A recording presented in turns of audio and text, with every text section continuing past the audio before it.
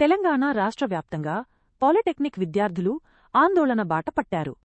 Young India skill university పేరుతో ప్రభుత్వం తీసుకొచ్చిన జీవో నంబర్ 97ను వెంటనే రద్దు చేయాలని వికారాబాద్లో విద్యార్థులు ధర్నా నిర్వహించారు. జీవో 97తో డిప్లొమా కోర్సులను ఐటీఐఏటీసీలతో అనుసంధానం చేయడం వల్ల డిప్లొమా విద్య ప్రాధాన్యత తగ్గుతుందని ఆవేదన వ్యక్తం చేశారు. శక్తి స్కీమ్తో తమ 3 సంవత్సరాల విద్య వృధా అవుతోందని, ఇంజనీరింగ్ చదవాలంటే మళ్లీ ఇంటర్ చేయాల్సిన పరిస్థితి వస్తోందని తెలిపారు. ఎస్బీటీఈటీ స్వతంత్రతను కాపాడాలని డిమాండ్ చేశారు. విద్యార్థుల ఆందోళనకు మాజీ ఎమ్మెల్యే మెతుకు ఆనంద్ సంఘీభావం తెలిపారు. మళ్ళీ మేము మళ్ళీ ఇంటర్ దగ్గర 2 సంవత్సరాలు చదువుకొని మళ్ళీ ఎంసెట్ రాసి ఎంసెట్ మళ్ళీ అప్పుడు చేసుకోవాలి.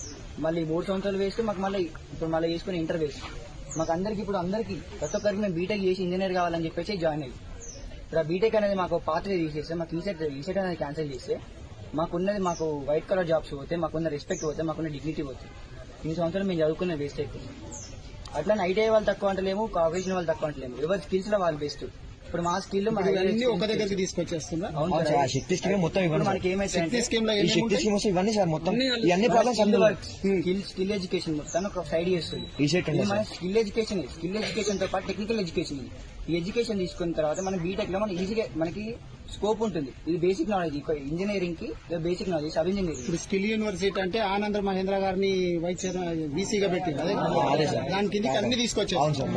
ఇప్పుడు ఈ ఐటీఐ పాలిటెక్నిక్ అన్ని కూడా అదా ఒకదాని కిందకి తీసుకొచ్చారు.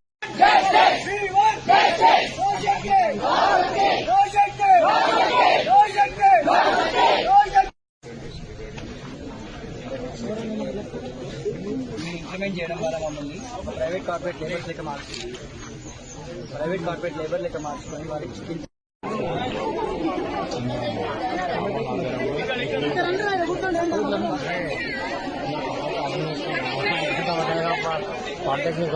అరే ఎండుందమ్మా ఇక్కడ